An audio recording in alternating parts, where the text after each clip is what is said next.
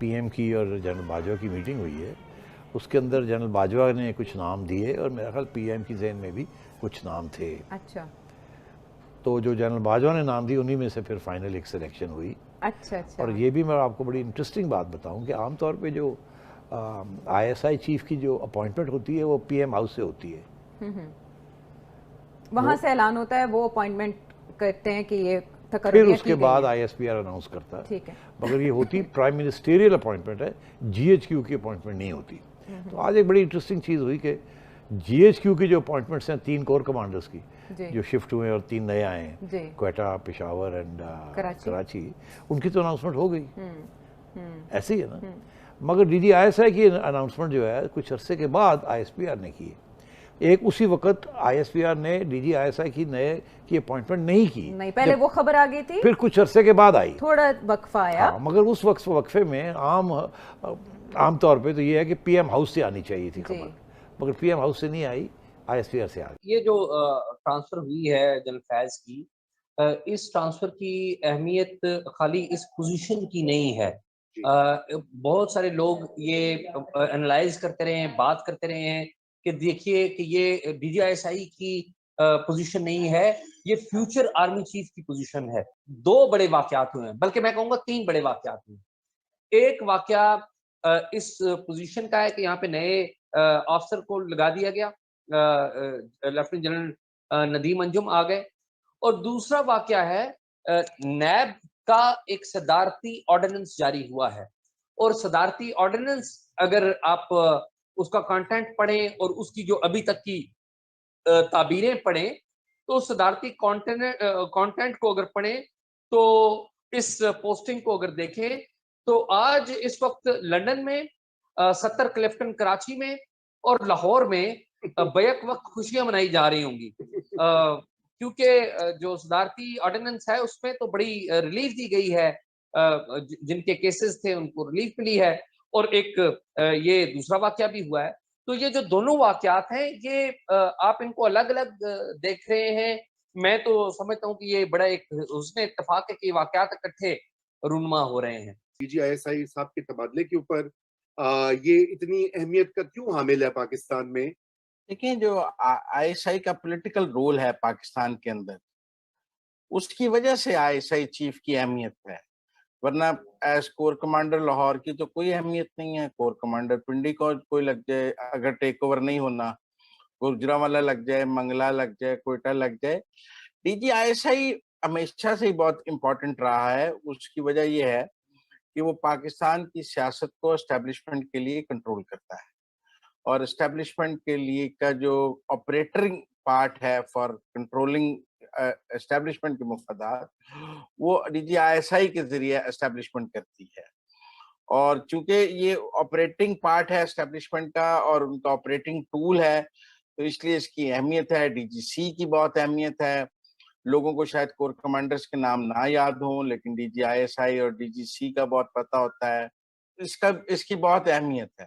कल पाकिस्तानी मीडिया ने यह खबर दिया कि वहां के खुफिया एजेंसी आईएसआई के प्रमुख डीजी जनरल फैज का तबादला कर दिया गया है। खबर की पड़ताल आगे की गई तो पता चला कि उनको अपना कार्यकाल पूरा होने के पहले ही उनके पद से निकाल दिया गया है। अब यह सवाल उठता है कि पाकिस्तान में कौन डीजी आईएसआई बनता है या निकाला जाता है, इससे भारत का क्या लेना देना।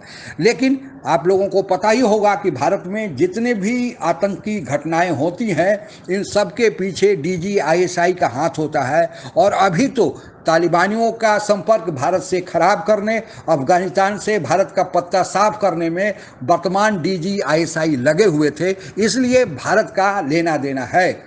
हालांकि कोई भी डीजीआईएसआई पाकिस्तान में बनता है वह भारत के प्रति सकारात्मक सोच नहीं रखता है, लेकिन वर्तमान जो डीजीआईएसआई मिस्टर फैज थे, इनकी छवि भारत के प्रति ज़्यादा खराब थी। वे ज़्यादा कुछ भारत के खिलाफ करना चाहते थे, और इसका उदाहरण है भारत और पाकिस्तान के बीच हुआ सीज फायर का समझौता।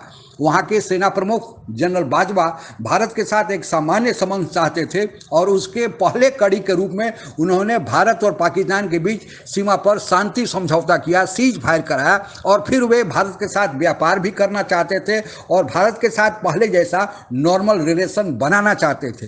लेकिन यह बात वहाँ के जो DG ISI फैज थे उनको हजम नहीं हो रहा था, क्योंकि अगर भारत और पाकिस्तान के बीच संबंध सामान्य हो गए तो फिर उनके आतंकी एजेंडा का क्या होगा।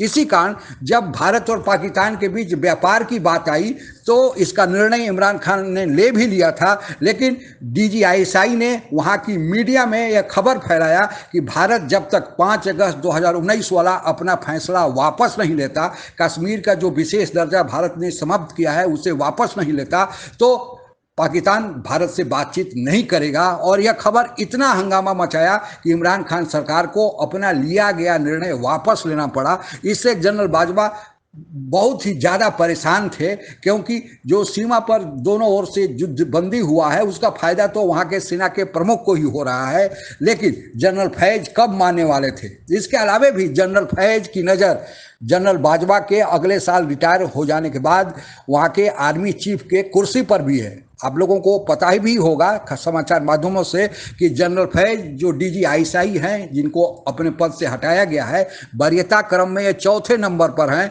पर इमरान खान से मिलकर यह उस कुर्सी को हथियाना चाहते हैं। लेकिन जनरल बाजवा को यह पता है कि जनरल बाजवा को जब सेवा विस्तार दिया गया था, उनके रिटायरमेंट के बाद भी उन्हें पद पर बने रहने के लिए 3 साल सेवा विस्तार दिया गया था, तो उनके सेवा विस्तार के देने से बहुत सारे जनरल आर्मी चीफ बनने से वंचित रह गए थे। अब की बार अगर 3 जनरलों को हटाकर या उनको पीछे करके जनरल फैज को बनाया जाएगा तो फिर यह जो बगावत होगी उसको सेना नहीं रोक पाएगी, क्योंकि जनरल बाजवा अपने समय में भी बगावत होते होते रोक पाए थे, लेकिन अब की बार तो शायद न रोक पाए। इसलिए जनरल बाजवा ने उन्हें निकाला है और भारत के लिए यह अच्छी बात है कि इतनी नकारात्मक सोच भारत के प्रति रखने वाला व्यक्ति अपने पद से हटा है। जो नए चीफ आ रहे हैं सुनते हैं कि उनकी छवि सकारात्मक है और वे भारत के साथ जनरल बाजवा की तरह ही अच्छे संबंधों के हामी है। अब आगे क्या होगा यह तो आने वाला वक्त बताएगा। आज के लिए बस इतना ही। जय हिंद। आप अगर हमसे जुड़ा रहना चाहते हैं तो कृपया मेरे चैनल को सब्सक्राइब करें तथा बेल आइकन भी दबा दें ताकि नई वीडियो की जानकारी तुरंत आप तक पहुंच जाए। धन्यवाद। जय हिंद।